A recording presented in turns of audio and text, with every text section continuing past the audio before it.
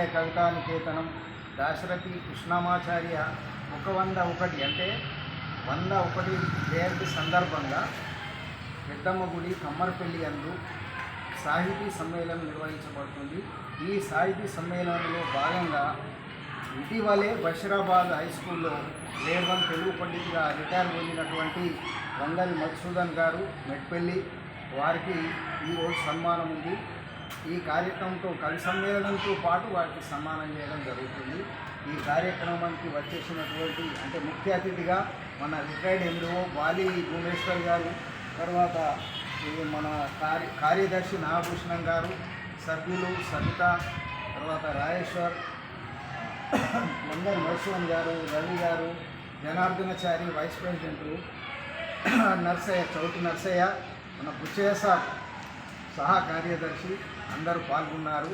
ఈ కవి సమ్మేళనం తర్వాత మంగళ మధుసూదన్ గారికి సన్మానం ఉంటుందని తెలుసుకుంటున్నాం. శ్రీ దాశరథి కృష్ణమాచార్యుల 101వ జయంతి తెలంగాణ ముద్దుబిడ్డ నిజాం ఎదిరించిన కార్యశీలి అయిన ఉద్యమ నేత మహాకవి వీరు చిన్న గూడూరు గ్రామంలో ఖమ్మం జిల్లా తేదీ 22/7/2025న 1925న వెంకటాచార్యుల వెంకటమ్మ దంపతులకు ప్రథమ సంతానంగా వీర తన కుమారుని చదువు కొరకు ఖమ్మంలోని నివాసం ఏర్పరచుకున్నారు. గూడూరు వాళ్ళ సొంత గ్రామం అయితే ఖమ్మం జిల్లాకు వెళ్ళి చదువు కొరకు ఇక్కడ ఉన్నారు. ఈయన ఉస్మానియా యూనివర్సిటీ నుంచి పట్టా తీసుకున్నాడు. తర్వాత విద్యార్థిగా ఉన్నప్పుడే 12 ఏళ్ల వయసులో పద్యాలు అల్లిండు, కవిత్వం అల్లినటువంటి ఘనుడు. ఇంకోటి ఈయన చిన్ననాడు కుల మత వర్గ వ్యవస్థ చాలా ఉండేది. ఆ చిన్న వయసులో 12 ఏళ్ల వయసులో దానికి వ్యతిరేకంగా పద్యాలను రాసి సమాజానికి అందించినటువంటి ఘనుడు. ఈయన రచనలు చాలా మహాద్భుతం. ముఖ్యంగా ఈయన ఇప్పుడు 12 ఇంటర్మీడియట్ స్థాయిలే ఉద్యమంలో పాల్గొన్నాడు. నిజాం వ్యతిరేకంగా నిజాములు మన వాళ్ళని అణిచివేసింది. హైదరాబాద్ను అప్పుడు నిజాం స్టేట్ అని పిలిచేవారు.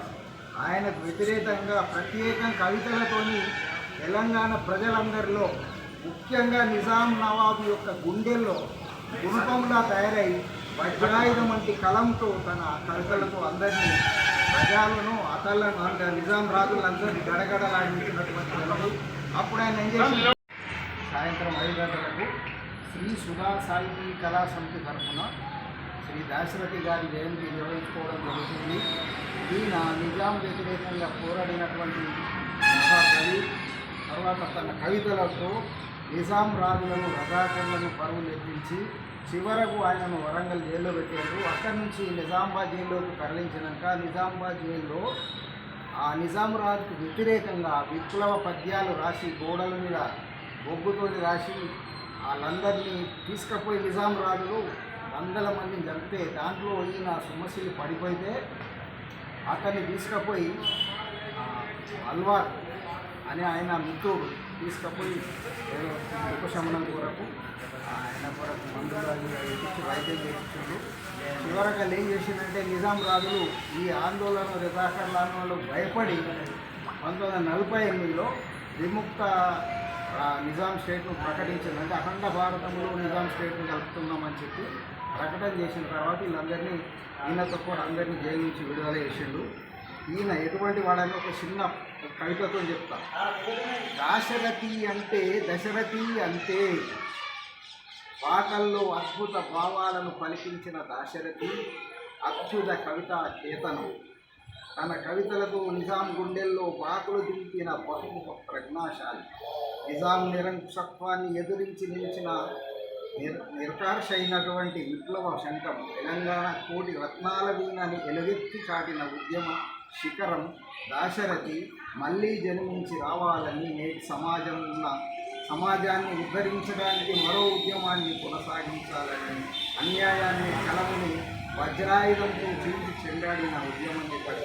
జోహారు జోహారు. కృష్ణమాచార్య వారి జన్మదిన సందర్భంగా నేను నాకు తోచిన విధంగా ఒక 4 వాక్యాలు రాసినాను, అది వినిపిస్తాను. సంసార సాగరంలో సారథి ఓ దాశరథి, వివేకానంద గాంధీల బాటలో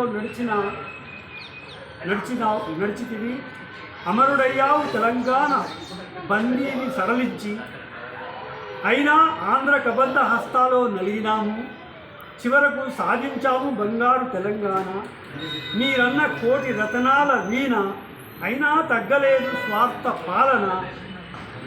మళ్ళీ రండి మమ్ము దీవించా పాలన రూపుడవై, ఇదే మీకు మేమందించే సంతోష నివారణ.